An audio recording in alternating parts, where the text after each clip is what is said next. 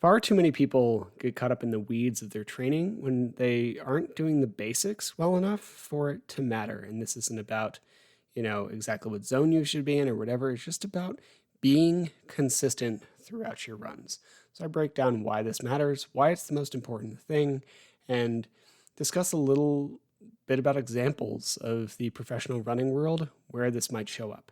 Now, heads up, the audio in this one is not the best. Honestly, I had just come off a 13-hour workday and had forgotten that my new mic needed to be closer to my face in order for the sound to be good. So you might need to turn up the volume a little bit. And then if you do that at the end, when I'm wrapping up, remember to turn it back down or the outro is probably going to blow your ears off. Anyway, let's get into it and talk about why we should stop getting so caught up in the details of our training.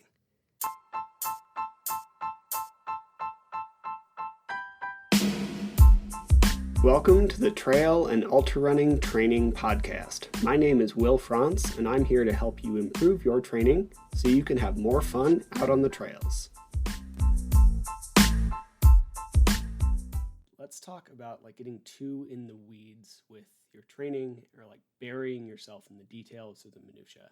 I love the details of training, and I think a lot of people are in the same boat. It's what this whole group is built upon, and it's just a fun thing to get involved in if you like running. It's nice to know what the elites do or the professionals or whatever word you want to use to counter people who get paid to run and hit the top of the podium. And it's good to know how their training can affect us or what we can do in our own training and take from them. But it's just not the most important part. There's a lot of discussion about 80-20 running or how much VO2 max stuff you should be doing or exactly what your periodization should be. And none of this really matters a ton unless we're just consistently running and hitting the basics. Consistency in training is the most important thing. And I know that is a super boring answer that no one likes to hear when we're looking at our training block. But consistency and frequency of training is really what matters above all else, 12-fold. And yes, 80-20 is how professionals train. 80-20 training, or even if we're going to break it down further, it's probably something closer to 75, 15, 10 or something like that of really low level work to mid to high. It is likely how most of us should train.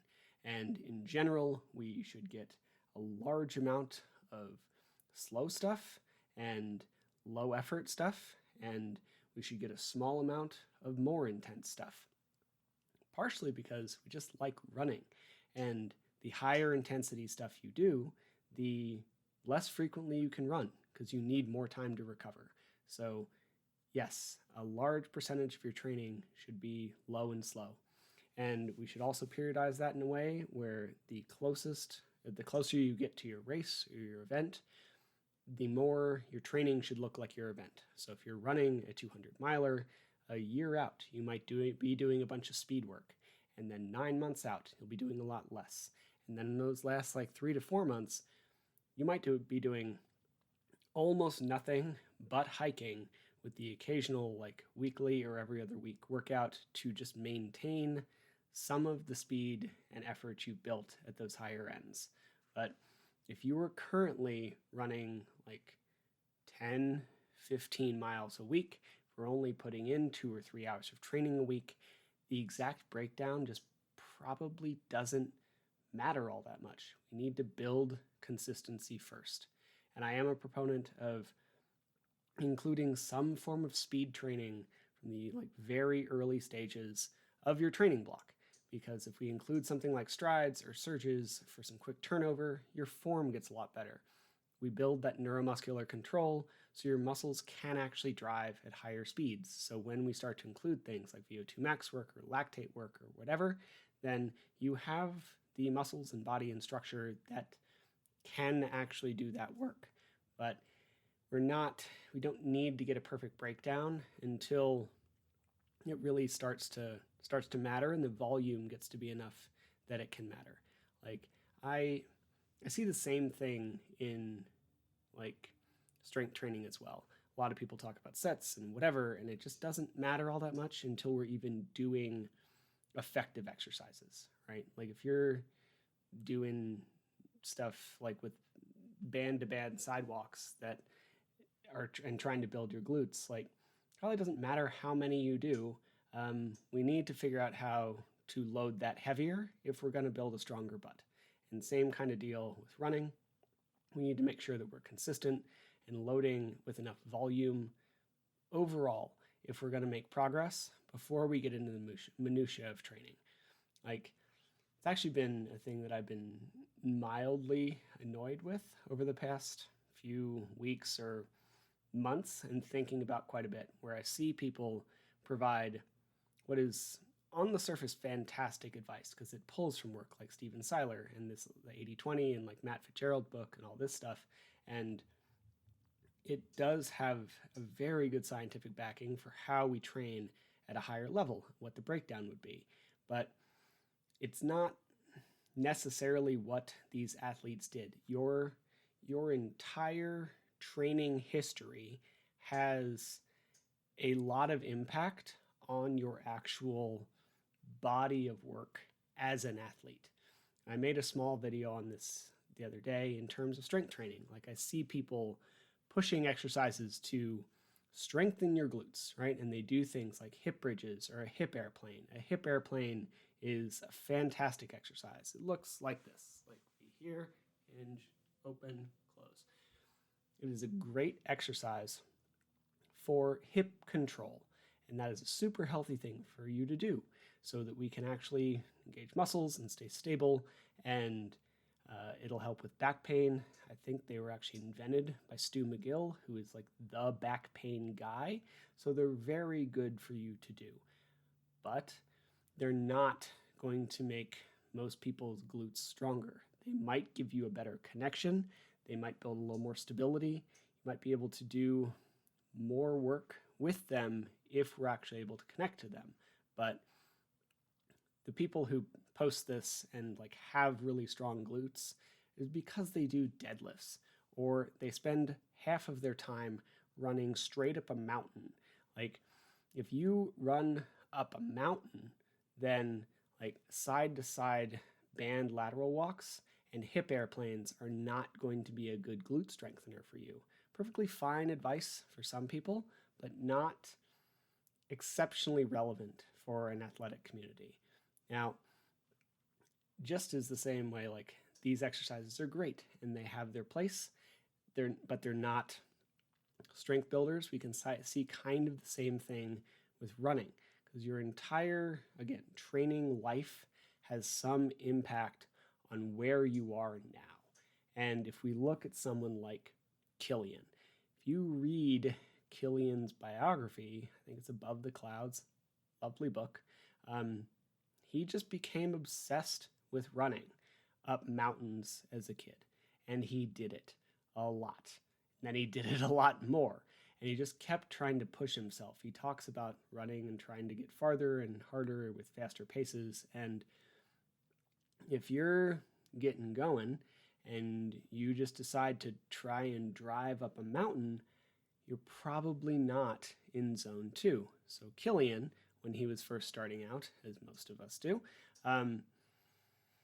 pushed really hard through like zone 3 and 4 and 5 and just made it a sufferfest because he wanted to really work hard and climb mountains.